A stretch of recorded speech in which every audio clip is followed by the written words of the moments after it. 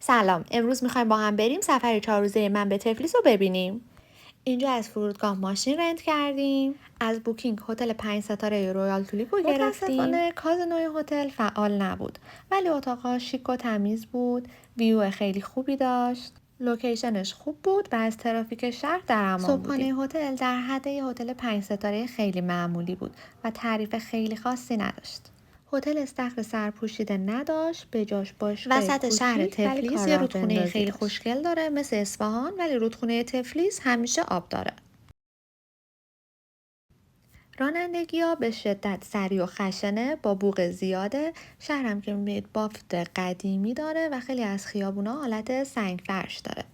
خدا رو شکر زبونشون رو نمیفهمیدیم که فوشایی که حین رانندگی بهمون میدن و متوجه نشیم. از چند تا پروژه‌های ساختمانیشون دیدن کردیم که سبک ساخت و سازشون دستمون بیاد چجوریه. تفلیس 4-5 تا مرکز خرید خیلی خوب داشت، ولی برند خاصی داخلش نبود و اکثرا همون برندایی بودن که توی ترکیه هم هستن، ولی قیمت‌های تفلیس از ترکیه به نظر من پایین‌تر بود. اینجا از این بابلتیا خوردیم که خوشمزم نبود فقط جالب بود. دنبال رستوران ایرانی بودیم که رستوران زعفرون رو بهمون معرفی کردن که واقعا ازش راضی بودیم. فضای خیلی خوبی داشت، حجم غذاش خیلی زیاد بود، غذای ایرانی داشت، غذای عربی داشت و واقعا غذای عربیش معرکه بود. و بازم یه مرکز خرید دیگه که فضای بسته و فضای باز داشت. اینجا کلی خرید کردم، قیمت ها هم همونطور که گفتم خیلی خوب بود و یه بستنی خوشمزه که بوی نونش آدمو مست میکرد و مجبور شدم بخورمش. واسه شام رفتیم خانه خینکالی غذای گرجی تست کنیم. پیش غذایی مدل بادمجون سرخ شده بود با پنیر و سیر و گردو که خیلی خوشمزه بود. غذای اصلی هم خینکالی سرخ شده خوردیم که خیلی دوست نداشتم. سال نو بود، همه خیابونا چراغونی و تزیین شده بودن که خیلی قشنگ بود. بعد رفتیم یه کلابی که برام معرفی شده بود، خیلی معروف بود، خیلی شیک بود، ولی خلوت بود و خیلی خوش نگذشت. در واقع بیشتر شبیه بار بود تا کلاب. یکم نوشیدنی خوردیم و بعد دیگه رفتیم سمت هتل چون خبر خاصی نبود. بازم مرکز خرید جدید و خرید. از اونجایی که من از جاهای تاریخی خوشم نمیاد و هوا هم سرد بود، خیلی جای خاصی نمیتونستیم بریم. با یکم تحقیق یه دریچه‌ای پیدا کردیم که به دریچه لاک پشتا معروف بود، ولی لاک پشتی ندیدیم. دیگه هوا خیلی سرد بود و برگشتیم. جاده‌ش هم خوشگل بود، شبیه جاده چالوس بود. بالون رو نتونستیم سوار شیم چون وقتی رفتیم سمتش دیگه بسته بود و کار نمی‌کرد، ولی به جاش تلکابین سوار شدیم و کل تفلیس زیر پامون بود. خیلی باحال بود. از بالای تلکابین بافت شهری کاملا مشخصه که به چه صورته، سبک ساخت خونه ها چطوریه، سبک زندگیشون به چه صورته و این برامون خیلی جالب بود. برای غذا یه رستوران خوشگل دیگه رفتیم، مجدد همون پیش غذا رو سفارش دادیم. اصلی هم کباب گراز خوردیم.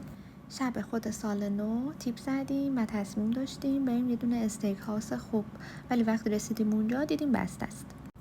همینطور توی خیابونا قدم زدیم که یه رستوران خوب پیدا کنیم و چیزی که نظرمو خیلی جلب میکرد این بود که به نظر مردم گرجستان خیلی خوش‌تیپ بودن.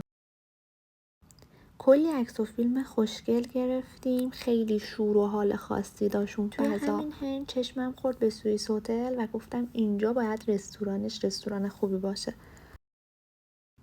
اول بهمون گفتن کامل رستوران فوله و جا نداریم، با کلی خواهش و تمنا بهمون یه میز دادن. اون شب این رستوران فیکس منو بود، یعنی یه سری غذاهای از پیش تعیین شده. یادمه حدوداً نفری 12 میلیون واقعاً ارزشش رو داشت. انگار اون موقع همون جایی قرار گرفته بودیم که باید میبودیم.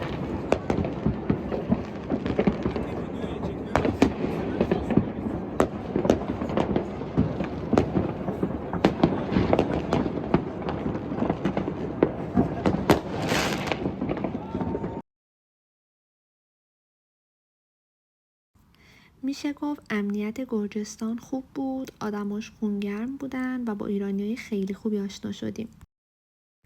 یه فروشگاه باربری پیدا کردم، وقتی رفتم برم داخل دیدم بسته است. چون دیگه جایی نداشتیم بریم دوباره یه تلکابین جدید پیدا کردیم و باز رفتیم تلکابین. اون بالا خیلی سرد بود. اونجا یه کافه خوشگل پیدا کردیم با نمای کل توی شهر. اون کافه رستوران یه شیرینی ناپل اونی با چای خوشمزه خوردیم که خیلی چسبید توی اون سرما. اینجا روز آخرمون توی تفلیس بود. بعد از این که از تلکابین اومدیم پایین ناهار رفتیم یه رستوران ایرانی دیگه، ولی ازش عکس نگرفتم. ولی رستوران زعفرون یه چیز دیگه بود.